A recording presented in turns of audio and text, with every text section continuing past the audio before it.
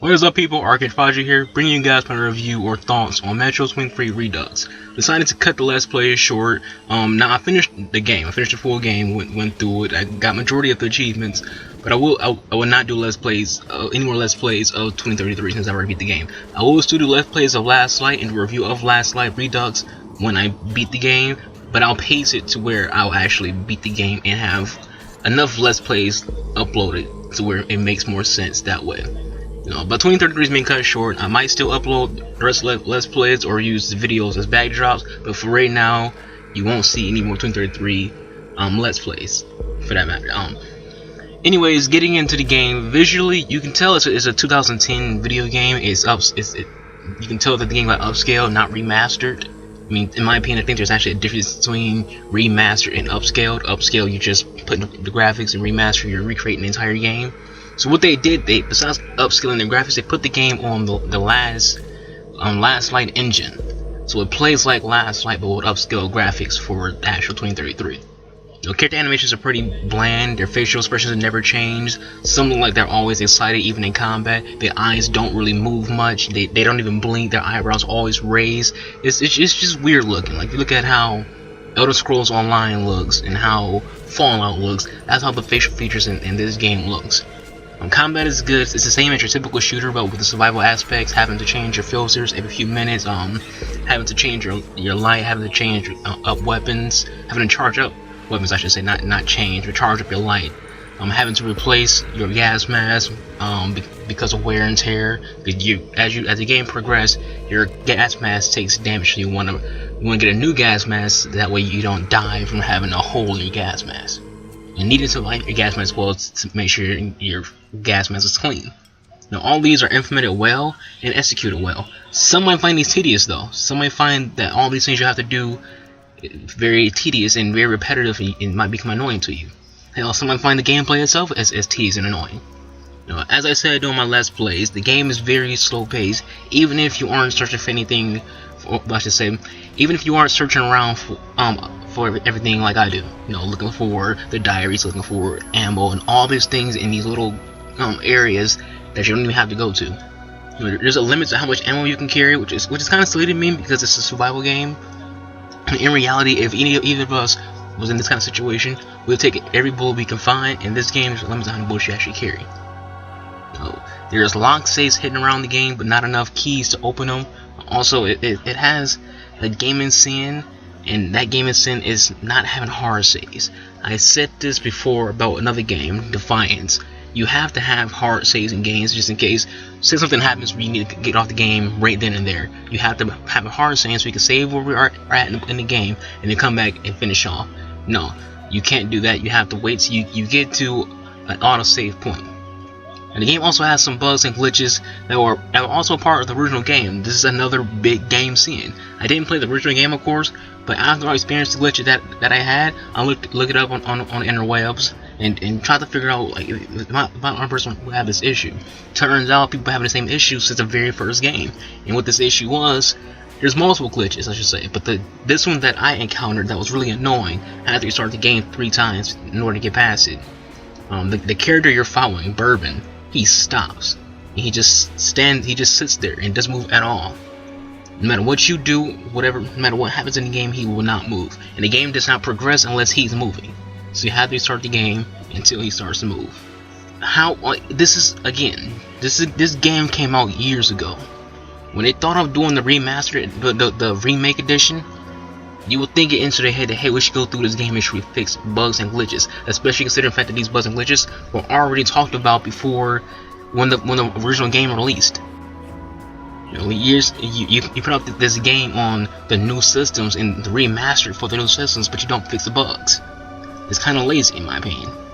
I understand that it was a hard time for them because they are in Ukraine, had to smuggle in Xboxes just for them to work on it, but still.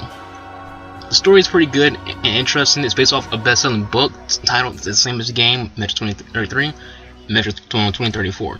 There's an Easter egg in the game that hints at a Metro 2035 book, but there's no confirmation. I can look into this if anyone's interested. It's deep and engaging, but it does lack depth. And especially in character development, you really won't care about any characters in this game. They they're just fine. But if they die, you won't feel anything about those characters. And there's some characters like Khan who's interesting. There's characters like Bourbon who's interesting. There's characters who will interest you, but because the development is so terrible, it's like, I don't care about this character anymore. Well, at least not the same way I would care about a character in, say, a BioWare game or a Bethesda game. There's no development to that character. You have no idea who the character is unless you actually read the book. The main character, RTM, talks during the loading screen, which asks the question, why not have him fully voiced instead of having him a silent character during only gameplay? Why have an actor just do load screen text reading instead of just having him read full lines to have this character vocal? So the game gives you two separate endings. It's up to you to decide which ending you actually think is good. So the game doesn't have a clear line of, hey, this is a good ending, this is a bad ending. You have to come to the realization yourself, is it a good or bad ending for yourself?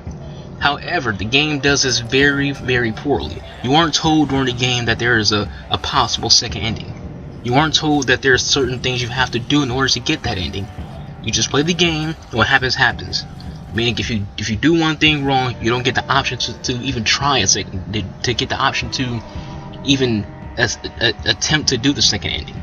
You just automatically have to do the first ending and one ending only. You have no idea there's even a second ending if you do the game a certain way.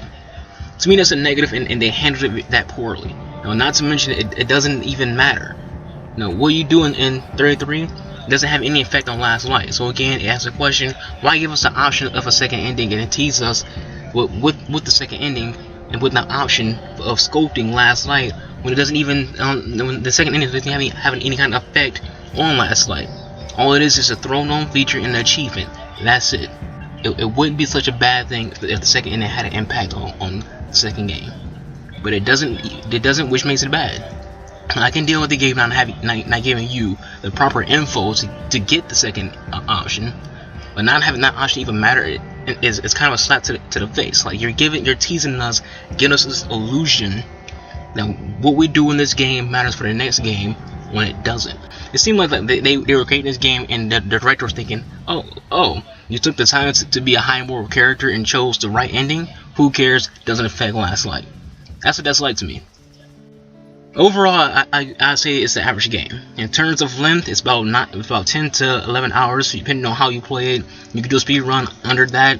So if you spent $6 on this game when this game first came out 360 PS3 and PC a long time ago, I feel bad for it because that was a waste. This game is now worth $60. But for $25 on the PS4 and Xbox One and PC, the PC I think it's actually cheaper than $25. It's not a bad way to spend some time leading up to the September games or games after September. It's a game well worth $25. That's what I'm trying to say. Like again, the story is well told. It's a good story, true to the book. So reading the book would give you even better understanding of the game and better knowledge of the game. If I had to slap a grade on it or a score, I'd give it a 7 out of 10. It's an average game with an interesting story, held back by slow-paced gameplay, mediocre voice acting, and you can tell this game is dated. You can tell it's an old game. Anyways, guys, thank you for watching. Hope you enjoyed the video. I'll see my Last Light videos in future review. To better see the Let's Plays, follow me on Twitch. I think it'd be easier for me to do Let's Plays if people who want to watch those Let's Plays came to my Twitch channel, which will be in the description, and just watch it when I stream it. That way I can save my channel for actual reviews and videos of the other games and do Let's Plays on Twitch.